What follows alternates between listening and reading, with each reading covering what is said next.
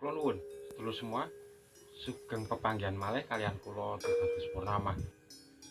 Salam sejahtera buat kita semua dan semoga semua makhluk berbahagia. Rahayu, rahayu, rahayu ingkang sami pinanggih.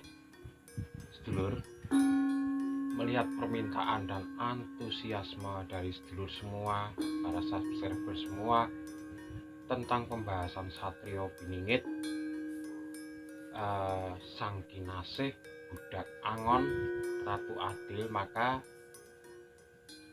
di video kali ini saya ingin membahasnya yang saya ambil dari berbagai referensi, yaitu kitab Jangka Jayabaya, kitab Sabdo Palon, Uga Siliwangi dari Pajajaran, dan juga karya-karya sastra dari Raja-Raja Mataram.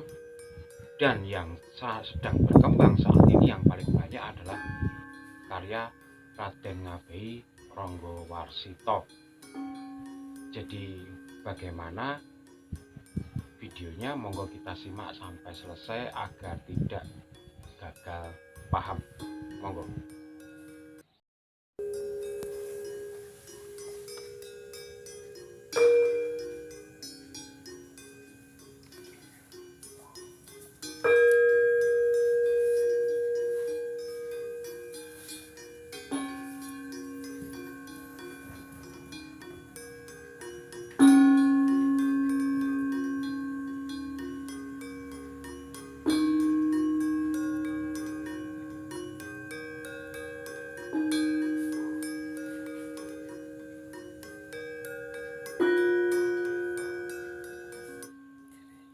Ya, sedulurku semua yang saya cintai dan saya ucapkan terima kasih atas dukungannya kepada channel ini, agar channel ini bisa berkembang baik melalui subscribe, like maupun komen. Saya ucapkan terima kasih sekali dari lubuk hati yang paling dalam. Nah, kita mulai pembahasan dari yang mulai saat ini paling dikenal dulu, yaitu karya sastra dari Raden Ngabei Ranggawarsita. Nah, dalam budaya Jawa, Raden Ngabei Ranggawarsita itu menuliskan ada 3 satria. Yang pertama adalah Satria Pinandita, atau kalau Jawa bilang Satrio Pinandito. Itu adalah seorang sosok yang biasanya menjadi panutan bagi sebuah daerah atau kerajaan. Sosok ini mempunyai spirit yang mumpuni atau disebut ahli spiritual, atau kalau sekarang spiritualis. Kemudian sosok yang kedua adalah Satrio Pinilih. Satrio Pinilih ini diambil dari wilayah tertentu menjadi pimpinan, yang dimana beliaunya akan cocok memimpin sebuah organisasi, sebuah bangsa, sebuah kerajaan untuk menyelaraskan keadaan, menjawab tantangan zaman pada saat itu. Kemudian yang ketiga adalah Satrio Piningit. Satrio Piningit ini adalah pilihan dari Tuhan dan alam semesta yang mempunyai ciri sangat karismatik, adil, bijaksana, dan mampu membawa perubahan, mampu menghilangkan angkara murka, dan mampu melawan budaya-budaya yang tidak sesuai dengan budaya bangsanya. Ya, kemudian Raden Ngabei Ranggawarsita ini menjabarkan ada 7 nama dari Satrio Piningit. 7 nama itu siapa saja? Yang pertama, Satrio Kinunjoro Murwo Kuncoro, yang artinya bukan kok satria di penjara, tidak, tapi selama dia mempelajari keilmuannya, dia disimpan oleh waktu seperti seakan dipenjara oleh waktu.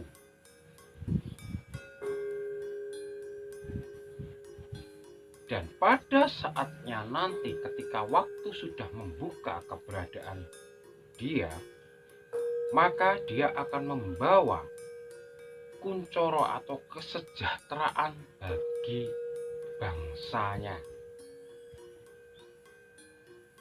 Itu makna dari Satrio Kinunjoro Murwo Kuncoro. Itu dituliskan di satria yang pertama. Kemudian satria yang kedua, Satrio Mukti Wibowo Kesandung Kesampar. Ini artinya kesatria yang bisa membawa ke dalam kemuliaan dan kebijaksanaan yang membuat sejahtera bagi bangsanya. Tetapi selama dalam perjalanannya membawa bangsanya itu menuju ke kemuliaan dan kesejahteraan, tidak lepas dari jegalan-jegalan orang-orang di sekitarnya. Banyak sekali yang menjegal, banyak sekali yang berusaha menjatuhkan sang satrio ini. Yang ketiga, nama dari satria ini adalah Satrio Jinumput Sumela Atur. Bisa dikatakan Jinumput itu terambil bukan dari kalangan politisi, bukan dari kalangan pejabat, tapi memang tersembunyi di kalangan masyarakat biasa. Terambil menjadi seorang pemimpin. Ini akan memberikan wawasan-wawasannya untuk perkembangan kebangsaan. Nah, kemudian satrio yang keempat. Satrio yang keempat ini namanya Satrio Lelono Topo Ngrame. Jadi satrio ini senangnya berpergian jauh. Namun selama berpergian jauh itu, dia topo ngrame dimanapun itu, membantu sesamanya tanpa pamrih. Topo ngrame itu adalah menolong sesama tanpa pamrih. Itu satrio yang keempat. Kemudian satrio yang kelima. Satrio kelima ini bernama Satrio Piningit Hamong Tuwuh. Hamong Tuwuh itu mengemong pertumbuhan. Jadi tugas dari satrio ini adalah pertumbuhan budaya. Jadi dia membawa pertumbuhan budaya asli dari daerahnya. Dia menjaga, ngomong, memberdayakan, melestarikan kebudayaannya, sehingga budayanya tidak punah. Walaupun dia tidak alergi atau anti terhadap budaya asing, tapi tidak mengikutinya. Nah, itulah satrio yang kelima. Kemudian satrio yang keenam, namanya Satrio Boyong Pambukaning Gapura. Nah, Gapura ini bisa dinamakan gapura untuk menuju ke gerbang keadaan yang lebih baik. Jadi ini satrio yang memboyong masyarakatnya untuk menuju ke alam yang lebih baik, ke kesejahteraan yang lebih baik. Itu satrio yang keenam. Kemudian satrio yang ketujuh adalah satrio Pinandito Sinisihan Wahyu. Nah, inilah yang nanti akan menjadi pemimpin.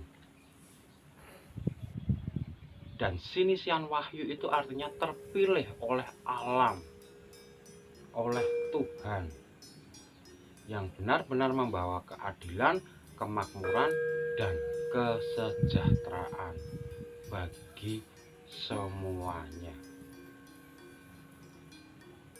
Nah, kalau dirunut dari Ronggowarsito ini, apakah ketujuh nama ini menunjuk ke ketujuh pribadi orang yang berbeda-beda?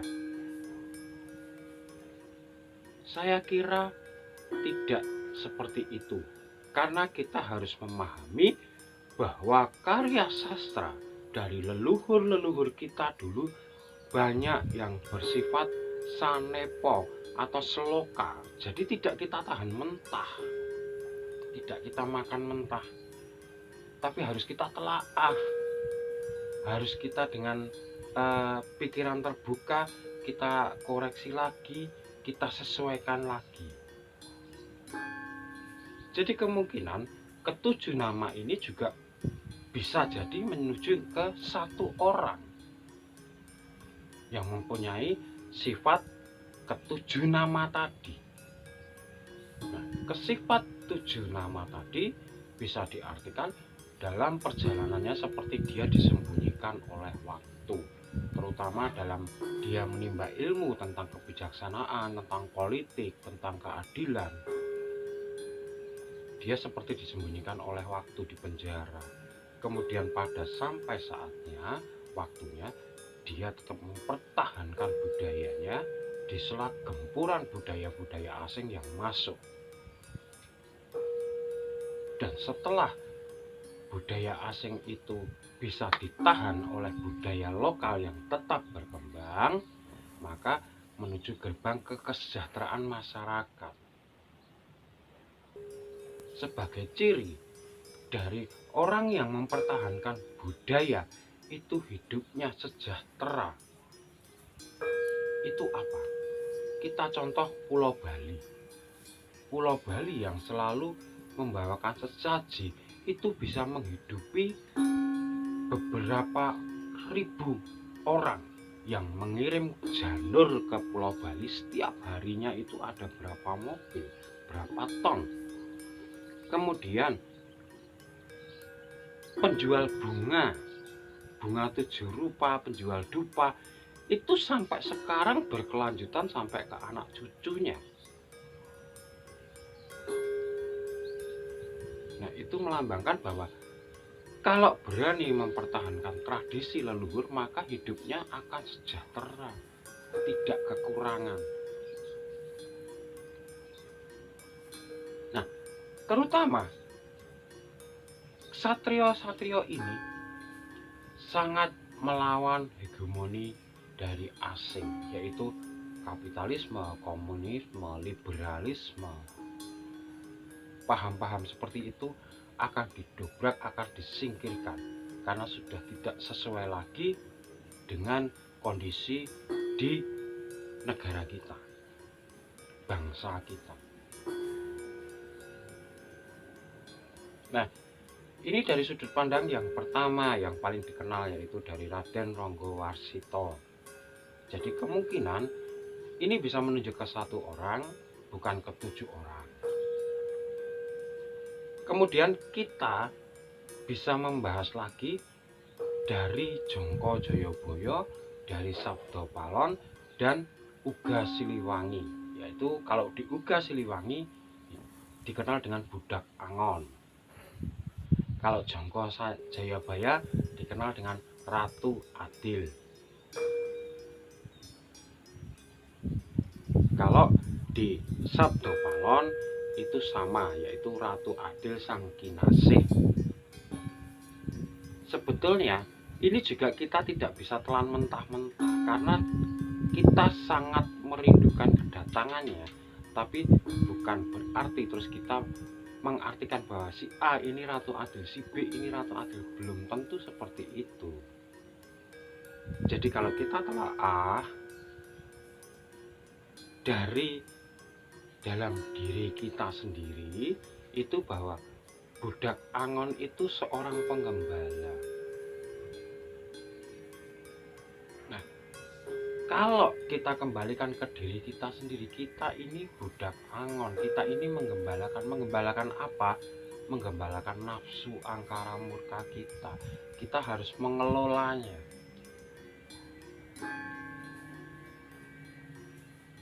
Nah, ketika kita mengelola itu namanya budak Angon, ngangon. Kita kontrol. Kalau kita bisa mengontrol dari nafsu, angkara, amarah, ego, kita bisa kontrol, maka kita akan menjadi ratu yang adil bagi diri kita sendiri setidaknya. Nah, kalau sudah menjadi ratu adil, jadilah kita sang kinasih yang sinisihan wahyu dari alam dan Tuhan. Namun yang diberitakan di Jangka Jayabaya dan Uga Siliwangi ini bukan sekelas diri kita, tapi sekelas bangsa. Jadi bisa membawa bangsa ini ke perubahan yang lebih baik. Dan dikatakan di sana dia adalah keturunan dari Raja Majapahit, Sriwijaya dan Pajajaran. Siapa beliau, kita tunggu saja. Suatu saat pasti akan muncul dan membawa perubahan. Nah, inilah bedanya pandangan Satrio Piningit dengan Ratu Adil, budak Angon dan sang kinasih. Kalau ini sudah menunjuk ke satu pribadi. Tapi kalau Satrio Piningit, coba kita telaah bahwa Satrio itu adalah sifat yang terpingit, sifat yang dimiliki semua manusia, yang dipingit karena apa? Sekarang kita merasakan sendiri bahwa dogma, peraturan, semua yang ada sekarang angkara murka, egoisme, liberalisme, kapitalisme, sampai dengan pemerkosaan, itu sudah memingit kita, memingit sifat kesatria kita menjadi tersembunyi jauh. Sekarang kita lebih banyak menjadi orang yang munafik.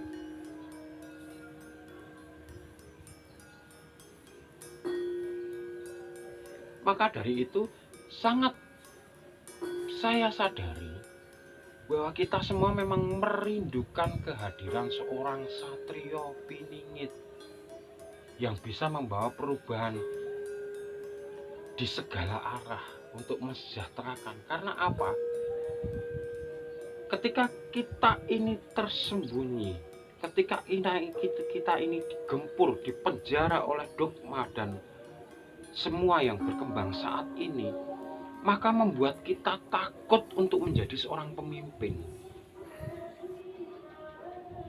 Nah, artinya sebenarnya apa? Kita ini rindu seorang pemimpin.